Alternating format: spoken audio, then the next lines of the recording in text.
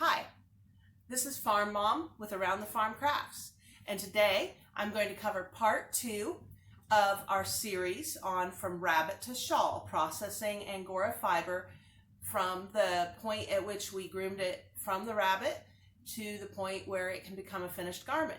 So today I'm going to cover making punis, which is a controlled way of spinning with the Angora fiber.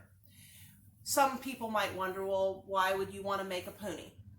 Angora fiber is very, very prone to the static and dry air in a house. So sometimes it can be really difficult to work with, particularly in the winter months when I have more time to be spinning. I don't like the way the static cling feels as the fiber tries to crawl its way up my arm. And so when I discovered that I could make it into punis and have it much more controlled during the spinning, and less fibers flying away and trying to fly into my face and up my nose, I really preferred that method. So today I'm going to show you how I make my punis. For those who prefer not to process their own or who don't have a set of cards, I have punis from our Angora available on our Etsy store.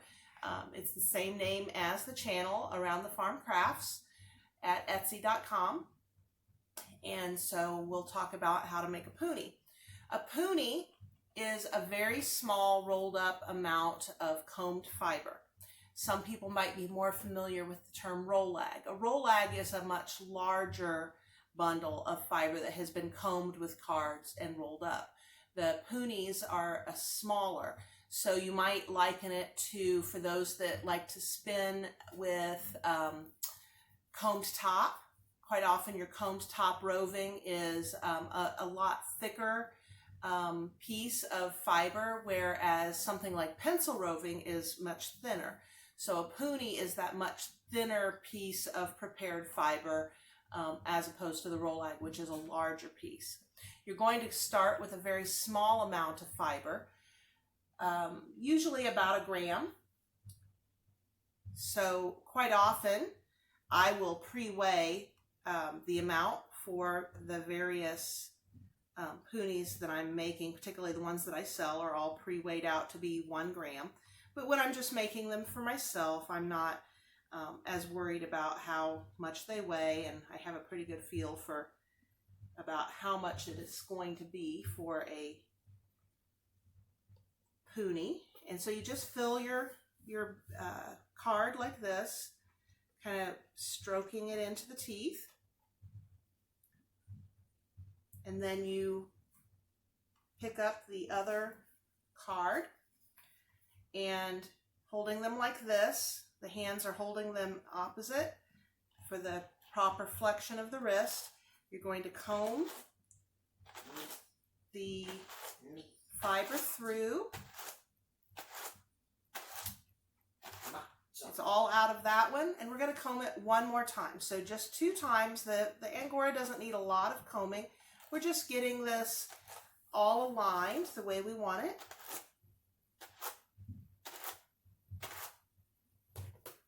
So now we have the fiber, and it kind of looks like lucky troll doll hair. So we're just going to bring that up, that lucky troll doll hair there, up to a nice little point. Normally I would have the card facing me, but so that you can see more easily, I'm going to have it facing you. So then we take 2 knitting needles, the same size, and we put one behind the fiber and one in the front of the fiber, with the tops of the knitting needles in opposite directions. We pull them up kind of towards the point of our lucky troll doll hair there, and we start to roll with that fiber pinched between the needles, and then we just roll down. And then normally at this point I would brace the top edge of the card against a table or something like that so that I could really kind of press down. And you press down, you roll all the way to the bottom, and sometimes I'll go ahead and roll under the teeth just like that. I also tend to roll it in my hand just to tighten it a little bit. And then it's simply a matter of removing the 2 knitting needles. And so that is a little puni, and it's ready to spin. So these can be pre-drafted just like you would with roving.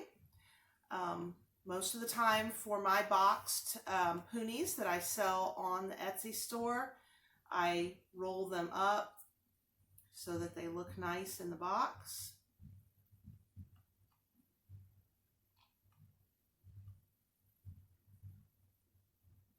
And so there's a rolled up puni, and that is ready to be placed in a basket to spin with.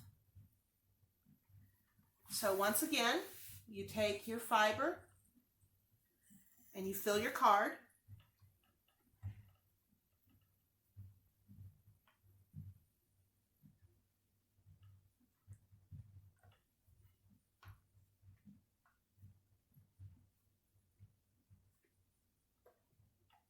And this is the fiber that was groomed from our Angora named Cookie that was in a previous video. So I'm going to just take and I'm going to place the teeth in and comb this, get it all aligned.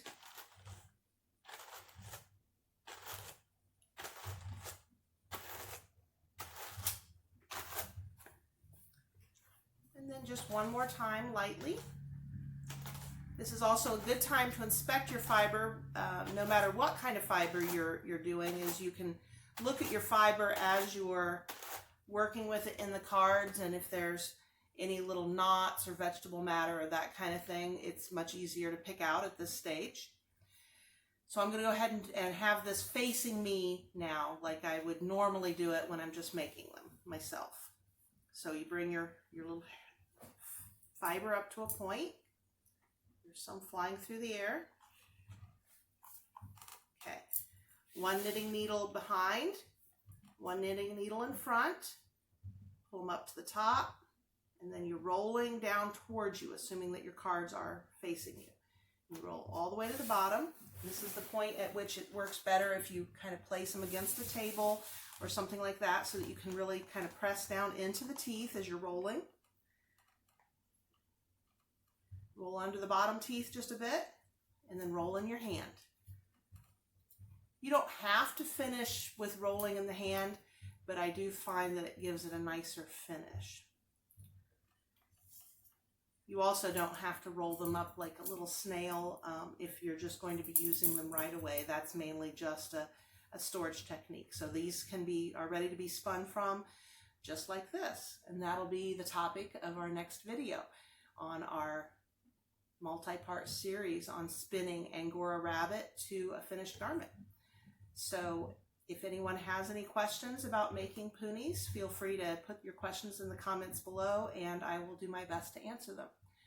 Thank you for watching.